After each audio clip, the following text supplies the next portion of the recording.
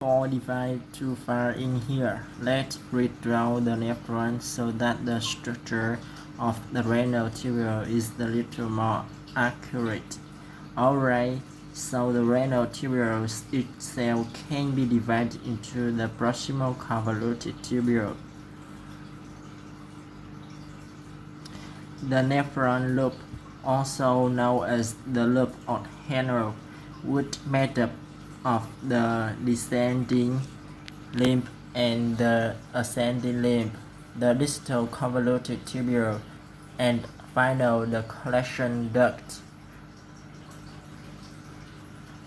which ultimately send the urine to the renal calyces. Here, the filtrate becomes fine-tuned based on the body wants to kiss, whereas it wants to discard with quarter and solute, getting passed back and forth between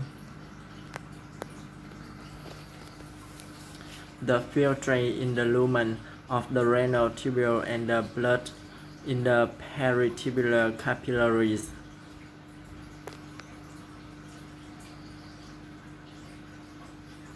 Each nephron also has a really urine region called the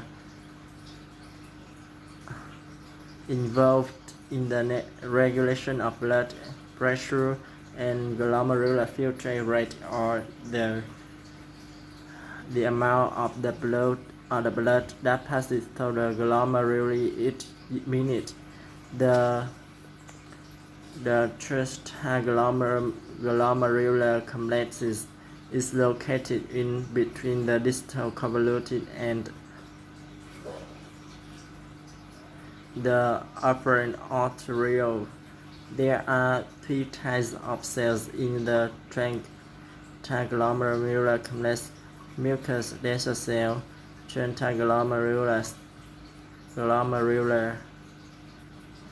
cells, and extraglomerular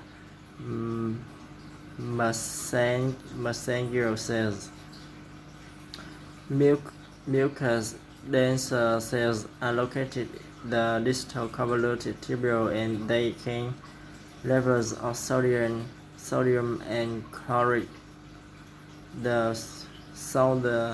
So in the case of hypovolemia and hypotension, the mucus dense cells send the low sodium and chloride levels and send the signal over to the glomerular cells, which are located in the wall of the afferent arteriole.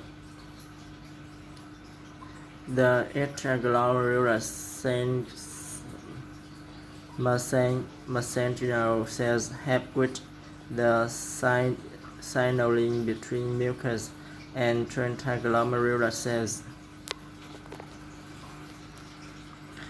The glomerular cell then receives the signal and also independently sends the low pressure in the blood vessels and secrete an enzyme called renin, which increases sodium reabsorption, which has raised the blood volume. Renin also causes constriction of the blood vessels, which helps raise blood pressure.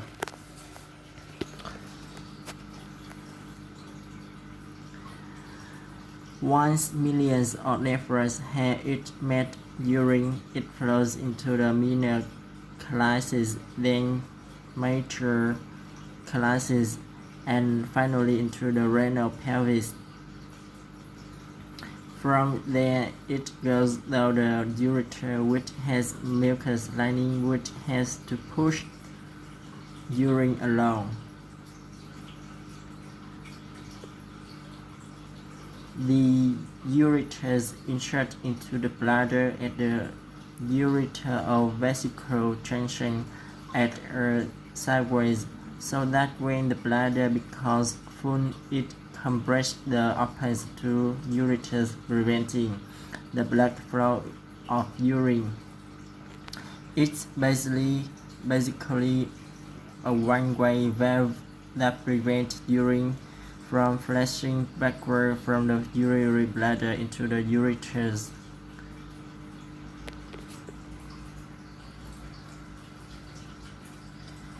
The bladder itself is like a bubble. Each mucous wall has many vertical plugins that can contract when the bladder is emptied of urine and can expand when it filled with urine. In the layers of the bladder wall are a mucus layer that has transitional epithelium, which is strictly allow for bladder distension while maintaining the barrier between urine and the body. In addition, there is a thick mucus layer called the distributor mucus that helps with bladder contraction during urination, and it has fibrous ventral outer layer.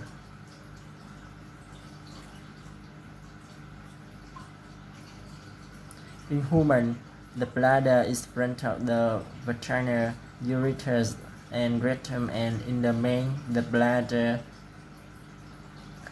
is just in front of the rectum. On average, the bladder can hold around 750 milliliters of urine, or about the volume of the bottle of wine, slightly less than in women because of crowding from the ureters. That's especially true during pregnancy.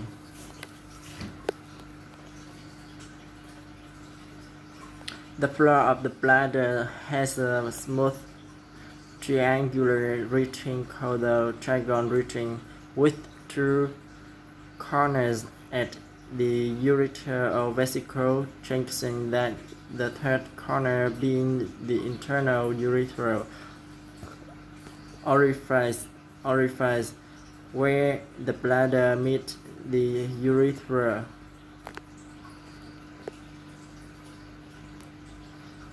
The trigon region is very sensitive to expansion, and once it stretches to a certain, the bladder sends a signal to the brain that is time to pee.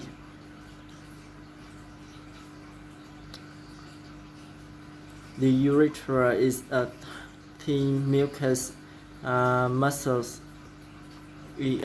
muscular tube that drains urine from the bladder, starting from the internal urethral orifice to the external opening.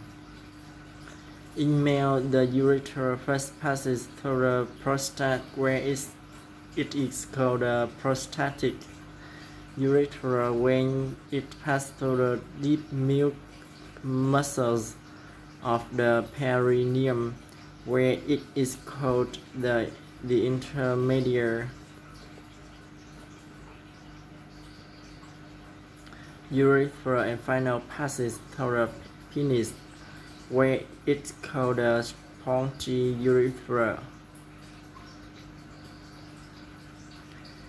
The male urethra is also used during ejaculation, except their segment enters into the urethra via the ejaculatory ducts.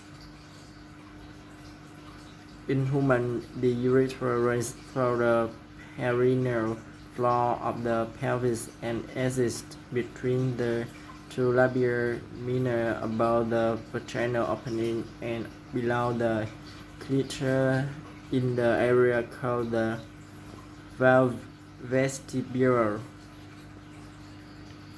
In men and women, around the internal urethral orifice, the distributor muscles thickens to form the internal sphincter. This involuntary sphincter is controlled by the automatic nervous system and keeps the urethra closed when the bladder isn't full.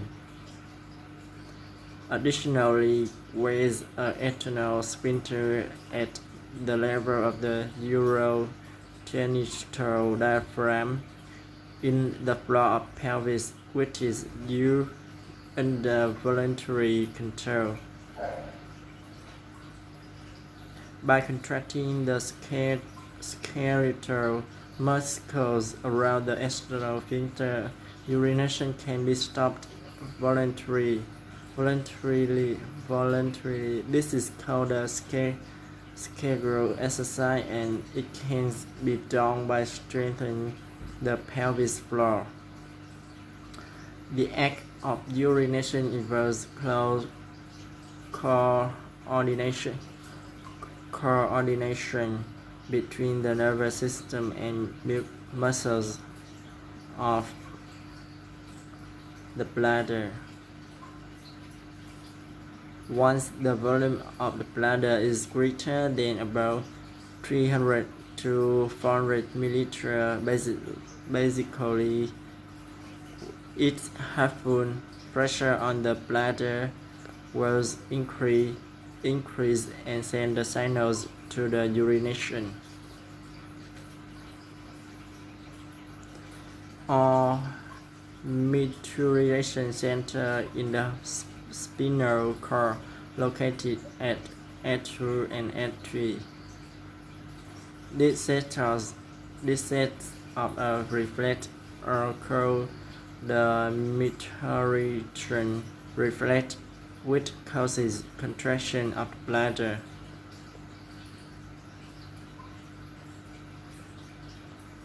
And relaxation of the internal sphincter and external sphincter. Now, the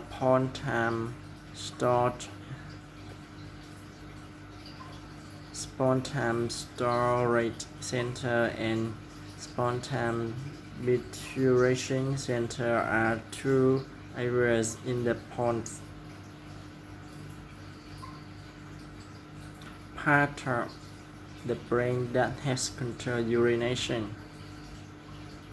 When you can't find the toilet and want to hold urine, you activate the pons storage center, and that stops the maturation reflex.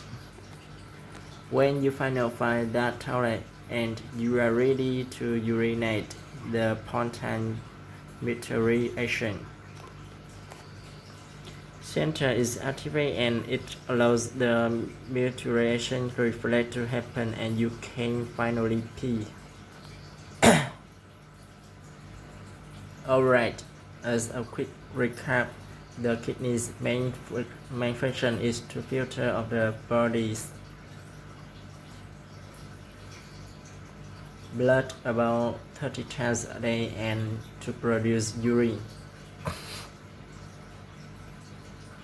The urine passes through the ureters and into the bladder.